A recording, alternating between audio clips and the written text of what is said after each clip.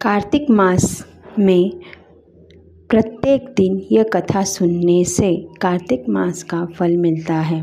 उसका पहला अध्याय। नैमिषारण्य तीर्थ में श्री सूत जी महाराज 88,000 शौनकादिक ऋषियों से बोले, अब मैं आपको कार्तिक मास की कथा विस्तार से सुनाता हूँ, जिसे सुनकर मनुष्य सब प्रकार के पापों से छूटकर अंत समय में वैकुंठ को प्राप्त होता है। श्री सूत जी बोले, श्री कृष्ण जी से आज्ञा लेकर देवर्षि नारद के चले जाने पर सत्यभामा प्रसन्न होकर लक्ष्मीपति भगवान से कहने लगी, हे नाथ, मैं धन्य हुई, मेरा जीवन सफल हो गया। मेरे जन्मदाता भी धन्य हैं, जिन्होंने मुझ जैसी त्रैलोक्य सुंदरी को जन्म दिया, जो आपकी 16 सहस्त्र स्त्रियों के मध्य में आपकी परम प्यारी पत्नी बनी। मैंने वह कल्पवृक्ष आदि पुरुष आपके साथ नारद जी को विधिपूर्वक दान में दे दिया, परंतु वही कल्पवृक्ष मेरे घर लहराया करता है, जिस बात को मृत्युलोक में कोई भी स्त्री नहीं जानती। हे त्रिलोकीनाथ, मैं आपसे कुछ पूछना चाहती हूँ। आप मुझे विस्तार पूर्वक कार्तिक महात्मा की कथा सुनाइए, जिसको सुनकर मेरा हित हो तथा जिसके करने से कल्प पर्यंत भी आप मुझसे विमुख न हो। सूत जी बोले, सत्यभामा के ऐसे वचनों को सुनकर हंसते हुए श्री कृष्ण जी सत्यभामा का हाथ पकड़कर तथा अपने सेवकों को वहीं रोककर विलास युक्त अपनी पत्नी को कल्पवृक्ष के नीचे ले गए और हंसकर कहने लगे, हे प्रिय, 16,000 रानियों में से तुम मुझे प्राणों के समान प्यारी हो। तुम्हारे लिए मैंने इंद्र से तथा देवताओं से भी विरोध किया। हे कांते, जो बात तुमने पूछी है उन अद्भुत बातों को सुनो। श्री सूत जी बोले, एक दिन श्री कृष्ण भगवान ने सत्यभामा की प्रिय कामना के लिए गरुड़ पर सवार होकर इंद्रलोक जाकर कल्पवृक्ष मांगा। तब इंद्र के मना कर देने पर गरुड़ का इंद्र से घोर युद्ध हुआ और गौलोक में गरुड़ जी ने गौ से युद्ध किया।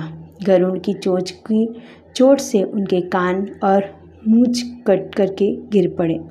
उनके रुधिर से 3 वस्तु उत्पन्न हुई, कान से तंबाकू, पूंछ से गोभी और खून से मेहंदी। इन तीनों के प्रयोग करने से मोक्ष प्राप्ति नहीं होती। तब गौवों ने भी क्रोध में भरकर गरुड़ को मारा, जिससे उनके 3 पंख टूटकर गिर पड़े। उनके पहले पंख से नीलकंठ, दूसरे से मोर, तीसरे से चकवा चकवी उत्पन्न हुए। हे प्रिय, इनके दर्शन मात्र से ही सुफल की प्राप्ति होती है। यह सुनकर सत्यभामा बोली, हे प्रभु, मैंने पिछले जन्म में कौन कौन से दान, व्रत व जप नहीं किए हैं। मेरा कैसा स्वभाव था तथा मैं किसकी पुत्री थी और मुझे मृत्युलोक में जन्म लेना पड़ा। मैंने ऐसे कौन से शुभ कर्म किए जिससे आपकी अर्धांगिनी हुई। कृष्ण बोले, हे प्रिय, जो तुमने पूर्व जन्म में शुभ कर्म किए विस्तार पूर्वक कहता हूँ। पूर्व समय में सतयुग के अंत में मायापुरी में अत्रि गोत्र में देवशर्मा नाम का एक ब्राह्मण वेद वेदांत को जानने वाला रहता था। वह रोज अतिथियों की सेवा, हवन और सूर्य भगवान की पूजा किया करता था। उसका तेज सूर्य के समान तेजस्वी था। उसके वृद्धावस्था में गुणवती नाम की कन्या हुई। उसका विवाह उस पुत्रहीन ब्राह्मण ने चंद्र नाम के अपने शिष्य के साथ कर दिया। चंद्र को अपने पुत्र के समान मानता तथा चंद्र भी उसे अपने पिता के समान सम्मान देता था। एक दिन वह दोनों कुश और समिधा लेने के लिए वन में गए। हिमालय की तलहटी में भ्रमण करते हुए उन्होंने एक राक्षस को आता हुआ देखा। उस राक्षस से भय के मारे उनके सब अंग शिथिल हो गए और भागने की सामर्थ्य भी नहीं रही। तब उस काल के सदृश राक्षस ने उन दोनों को मार डाला। उनके धर्मात्मा होने के कारण मेरे पार्षद उनको मेरे पास वैकुंठ में ले आए, क्योंकि उन्होंने आजीवन सूर्य भगवान की पूजा की थी। उस कर्म से मैं दोनों पर अति प्रसन्न हुआ। शिव सूर्य, गणेश जी, देवी, इन सब देवताओं की पूजा करने वाले सब स्वर्ग को प्राप्त होते हैं। मैं एक होता हुआ भी काल और कर्मों के भेद से 5 प्रकार का होता हूँ। जैसे एक देवदत्त, पिता, भ्राता आदि नामों से बोला जाता है। जब वह दोनों विमान पर चढ़े हुए सूर्य के समान तेजस्वी, रूपवान, चंदन और माला धारण किए हुए मेरे भवन में आए तो दिव्य भोग भोगने लगे। इसी के साथ पहला अध्याय समाप्त हुआ। दूसरा अध्याय, गुणवती की कथा। भगवान श्री कृष्ण ने कहा, हे देवी, गुणवती अपने पिता वरपति को राक्षस के द्वारा माने जाने का समाचार सुनकर बड़ा विलाप करने लगी। हाँ नाथ, हाँ पिता, मुझको त्याग कर तुम कहाँ चले गए? मैं अकेली कन्या हूँ, तुम्हारे बिना अब मैं क्या करूँ? अब मेरे भोजन और वस्त्र आदि की व्यवस्था कौन करेगा? घर में स्नेहपूर्वक मेरा पालन पोषण कौन करेगा? मैं कुछ नहीं कर सकती। मुझ विधवा की रक्षा कौन करेगा? मैं कहाँ जाऊँ, कहाँ रहूँ? मेरा तो अब कहीं ठिकाना नहीं रहा। इस तरह रोती और बिलखती गुणवती पछाड़ खाकर पृथ्वी पर गिर पड़ी और मूर्छित हो गई। देर तक पड़ी रही। फिर जब होश में आई तो पूर्वत अत्यंत करुण विलाप कर शोक सागर में डूब गई। जब कुछ संभली तो उसे ध्यान आया कि मेरे पिता तथा पति की मृत्यु के पश्चात उनकी क्रिया करनी चाहिए जिससे उनकी गति हो सके। अतः उसने अपने घर की सारी वस्तुएं बेच दी।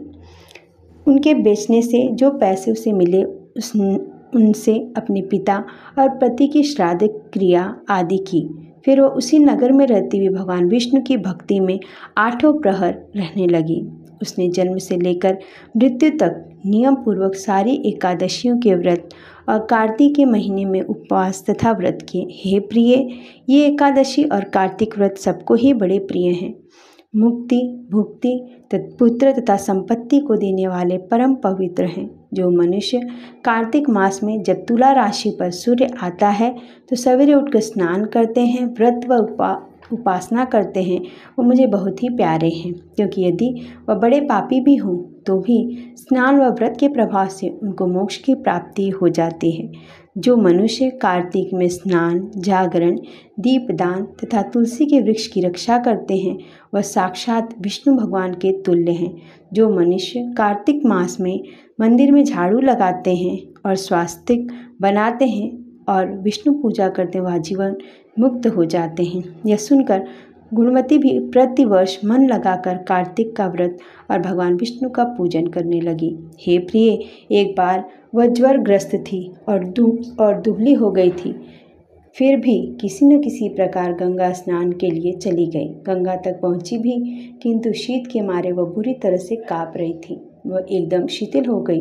तब वह मेरे भगवान विष्णु के दूतों के द्वारा मेरे धाम आ गई। उसके पश्चात ब्रह्मा आदि देवताओं की प्रार्थना पर जब मैंने कृष्ण का अवतार लिया तो उस समय मेरे गण भी मेरे साथ आए। वह सब इस पृथ्वी पर यादव बने हैं। तुम्हारे पिता जो कि पूर्व जन्म में देव शर्मा थे, इस समय श्राजित हैं। पूर्व जन्म में चंद्र शर्मा जो तुम्हारा पति था वह आकू है, और हे भामिनी, तू ही वह गुणवती है। यह कार्तिक व्रत का ही प्रताप है जिससे कि तुम मेरी अर्धांगिनी बनी है। पूर्व जन्म में तुमने मेरे मंदिर के द्वारे पर तुलसी का पौधा लगाया था। वह इस समय तेरे महलों के आंगन में कल्पवृक्ष के रूप में खड़ा है। तुमने जो उस जन्म में दीप दान किया था उसके कारण तुम्हारी देह सुंदर है, तुम्हारे शरीर में शोभा है और घर में साक्षात लक्ष्मी निवास करती है। तुमने चूंकि पूर्व जन्म में अपने समस्त व्रतों का फल पति स्वरूप विष्णु के अर्पण कर दिया था, उसी के प्रभाव से तुम इस समय मेरी प्रिय भामिनी हुई हो। पूर्व जन्म में आजीवन तुमने जो नियम से कार्तिक मास का व्रत किया था उसका यह प्रभाव है कि मेरा और तुम्हारा कभी वियोग नहीं होगा। इस प्रकार जो कोई कार्तिक मास में व्रत आदि करते हैं वह मुझे तुम्हारे ही समान प्यारे हैं। वह लोग जो कि दूसरे जप तप यज्ञ दान आदि करते हैं, कार्तिक मास में किए गए व्रत के सामने उनका फल बहुत थोड़ा है, यानी कार्तिक मास के व्रतों का 16वां भाग भी नहीं है। इस तरह से सत्यभामा भगवान श्री कृष्ण चंद्र जी महाराज से अपने पूर्व जन्म के पुण्य का प्रभाव सुनकर अति प्रसन्न हुए। इसी के साथ दूसरा अध्याय समाप्त हुआ। तीसरा अध्याय, पानी की उत्पत्ति की कथा। सत्यभामा बोली, आप सभी काल में व्यापक और सभी काल आपके आगे समान हैं। फिर यह कार्तिक मास ही सब मासों में श्रेष्ठ क्यों है? सब तिथियों में एकादशी और सब मासों में कार्तिक मास को ही आप अपना प्रिय क्यों बतलाते हैं? इसका कारण कहिए। भगवान कृष्ण बोले, हे प्रिय, तुमने मुझसे बहुत अच्छी बात पूछी है। सुनो, मैं तुमको इसका कारण बतलाता हूँ, ध्यान से सुनो। इसी प्रकार एक बार महाराज बेल के पुत्र राजा पृथु ने प्रश्न के उत्तर में देवर्षि नारद से प्रश्न किया था और श्री नारद जी ने उसे कार्तिक मास की महिमा बतलाई थी। राजा पृथु के प्रश्न के उत्तर में देवर्षि नारद ने कहा था, हे राजन, एक समय शंख नामक एक राक्षस बड़ा बलवान और अत्याचारी हो चुका है। उसने अपने अत्याचारों से तीनों लोकों को कंपायमान कर दिया है। उस शंखासुर ने स्वर्ग में रहने वाले देवताओं को जीतकर इंद्र आदि दशों लोकपालों के अधिकारों को छीन लिया। उसे डरकर सभी देवता सुमेरु पर्वत की गुफाओं में कुटुंबियों के साथ बहुत दिनों तक छिपे रहे थे।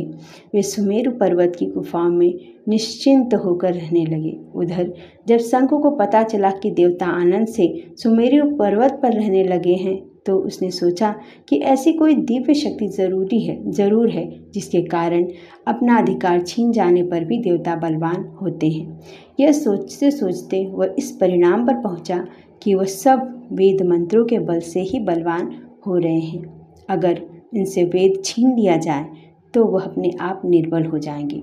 देवर्षि नारद बोले, ऐसा सोचकर असुर शंख ने भगवान विष्णु को सोते हुए देखकर सत्यलोक में वेद चुराने के लिए पहुंचा। उसको आता देखकर भगवान विष्णु ने उसकी नीयत जानकर उसके डर के मारे बीज मंत्रों के साथ समुद्र के जल में छिप गए।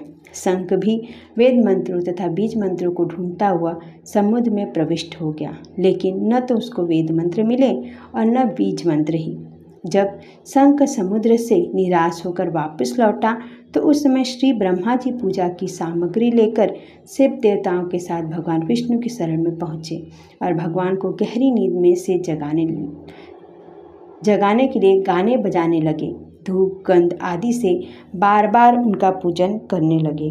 धूप दीप नैवेद्य आदि अर्पण करने पर भगवान की निद्रा भंग हुई और वह देवताओं सहित श्री ब्रह्मा जी को अपनी पूजा करते देखकर बहुत प्रसन्न हुए और उनसे कहने लगे, मैं आप लोगों के इस कीर्तन और मंगलाचरण से अति प्रसन्न हूँ। आप अपना अभिष्ट वर मांगिए, मैं अवश्य प्रदान करूँगा। जो मनुष्य आश्विन शुक्ल की एकादशी से देवोत्थानी एकादशी तक ब्रह्म मुहूर्त में उठकर मेरी अर्चना करेंगे, वह तुम्हारी तरह मेरे प्रसन्न होने के कारण सुख को प्राप्त करेंगे।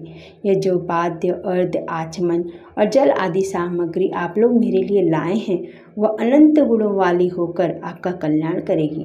शंख जो वेद चुरा कर ले गया है, सबके सब समुद्र में ही हैं।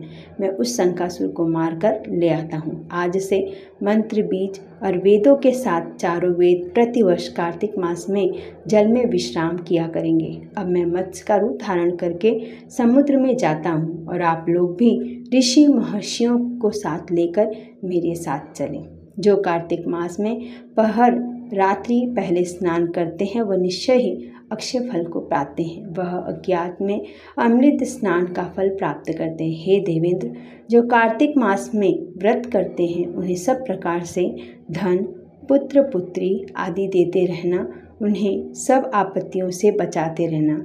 हे धनपति कुबेर, मेरी आज्ञानुसार तुम उनका धन धान्य बढ़ाते रहना, क्योंकि इस प्रकार का आचरण करने वाला प्राणी मेरा रूप धारण करके जीवन मुक्त हो जाता है। जन्म से लेकर मरण पर्यंत जिसने विधिपूर्वक यह उत्तम व्रत कर लिया है, वह आप लोगों का भी पूजनीय है। आप लोगों ने मुझे कार्तिक शुक्ल एकादशी तिथि को जगाया है, इसलिए एकादशी मान्य है और मुझको बड़ी प्रिय है। हे देवताओं, ये दोनों व्रत नियम पूर्वक करने से प्राणी मेरे समीप पहुँचते हैं। इन व्रतों के करने से जो फल मिलता है, वह अन्य व्रतों से नहीं मिलता। इसलिए हर मनुष्य को सुखी और निरोग रहने के लिए कार्तिक महात्म्य और एकादशी कथा सुनते हुए उपयुक्त नियमों का पालन करना चाहिए। इसी के साथ तृतीय अध्याय पूर्ण हुआ। चौथा अध्याय चातुर्मास के नियमों का वर्णन। नारद जी बोले, ऐसा कहकर भगवान विष्णु मछली का रूप धारण किया विंध्याचल पर्वत पर तप कर रहे महर्षि कश्यप की अंजलि के जल में जा पहुँचे। महर्षि कश्यप ने दया करके उसे अपने कमंडल में रख लिया। जब उसने बड़ा रूप धारण किया तो उन्होंने उसे कुएं में डाल दिया। जब कुएं में भी न समा सकी तो उन्होंने उसे तालाब में फेंक दिया, और जब वो तालाब में न आ सकी तो उन्होंने उसे समुद्र में डाल दिया। वह वहाँ पर भी बढ़ने लगी।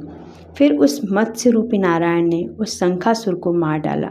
पश्चात शंख को हाथ में लेकर बद्रीवन में आ पहुँचे। बद्री नारायण में आकर उन्होंने सब ऋषि और महर्षियों को बुलाकर आज्ञा दी कि पानी में इधर उधर फैले हुए वेदों को ढूंढो और उन्हें शीघ्र मिलाकर मेरे पास लाओ।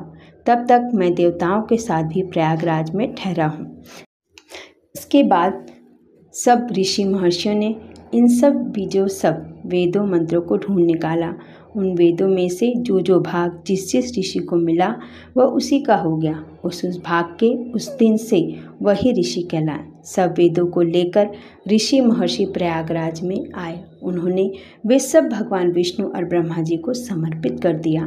ब्रह्मा जी वेदों को पाकर बड़े प्रसन्न हुए। उन्होंने देवताओं और ऋषियों के साथ अश्वमेध यज्ञ किया। यज्ञ अंत में देवता, गंधर्व, यक्ष, नाग भगवान विष्णु को दंडवत करके प्रार्थना करने लगे। देवताओं ने कहा, हे देव, हे जगन्नाथ, हे प्रभु, हमारी प्रार्थना सुनिए। हम लोगों के हर्ष का समय है, इसलिए आप हमें वरदान दीजिए। नष्ट हुए वेद पुनः श्री ब्रह्मा जी को प्राप्त हो गए हैं। हे लक्ष्मीपते, आपकी अनुकंपा से हम देवताओं को यज्ञ का भाग भी मिला है। यह स्थान आपके प्रसाद से आज पृथ्वी भर में सर्वप्रधान, पुण्य को बढ़ाने वाला, मुक्ति तथा भक्ति को प्रदान करने वाला हो। ब्रह्म हत्या आदि पापों का नाश करने वाला, परम पवित्र और अक्षय फल देने वाला हो। यह वरदान हमें दीजिए।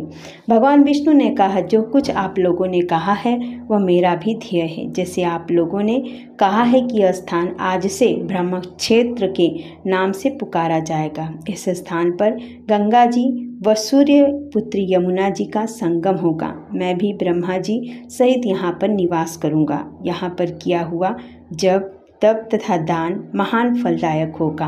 पहले जन्म में किए हुए पाप, ब्रह्म हत्या आदि भी इस तीर्थराज में स्नान करने से नष्ट हो जाएंगे।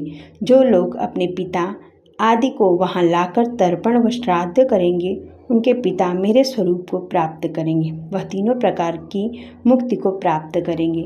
मकर संक्रांति पर माघ मास में प्रातःकाल यहाँ आकर स्नान करने वालों के दर्शन मात्र से ही सब पाप मिट जाते हैं। ठीक उसी तरह जिस तरह सूर्य के तेज से अंधकार का नाश हो जाता है।